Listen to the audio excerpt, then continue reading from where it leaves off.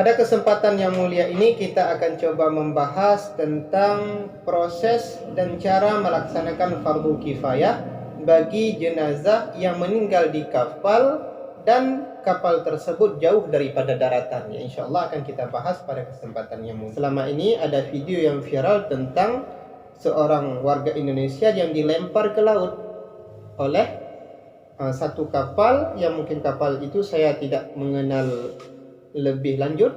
Yang penting ada berita tentang ada satu orang yang dilempar ke dalam laut. Untuk hukumnya bagaimana? Sebagaimana yang telah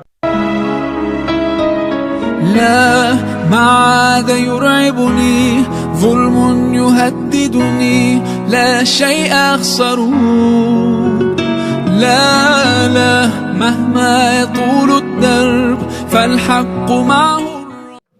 Bismillahirrahmanirrahim. Pada kesempatan yang mulia ini kita akan coba membahas tentang proses dan cara melaksanakan fardu kifayah bagi jenazah yang meninggal di kapal dan kapal tersebut jauh daripada daratan. Ya, insya Allah akan kita bahas pada kesempatan yang mulia ini. Maka bila seseorang meninggal dalam kapal, ternyata kapal itu jauh daripada daratan, bagaimanakah cara proses melaksanakan fardu kifayah? Maka di sini yang pertama, tetap mayat itu dimandikan, yang kedua dikafankan, dan yang ketiga disolatkan. Itu tetap. Kemudian yang keempat, agar mayat itu dilempar ke laut.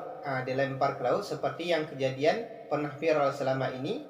Mayat dilempar ke laut dengan cara mayat tersebut diikat pada papan-papan ataupun pada gabus-gabus yang mungkin bila kita ikat pada gabus tersebut, nanti mayat itu akan dihanyutkan ke pinggiran pantai dan akan ditemui oleh orang lain, dan orang lain itu akan menanam mayat tersebut.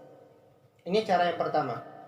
Dan boleh juga mayat itu langsung ditenggelamkan di dalam laut.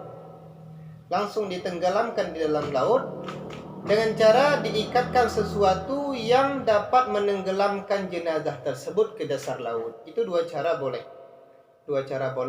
Yang pertama, boleh langsung ditenggelamkan ke dalam laut.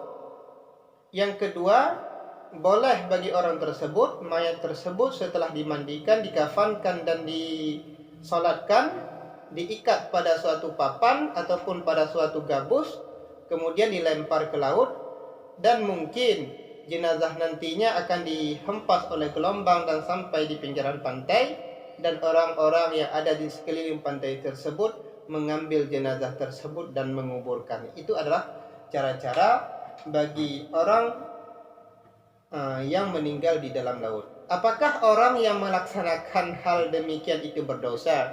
Jawabannya tidak berdosa. Maka selama ini ada video yang viral tentang seorang warga Indonesia yang dilempar ke laut oleh satu kapal, yang mungkin kapal itu saya tidak mengenal lebih lanjut.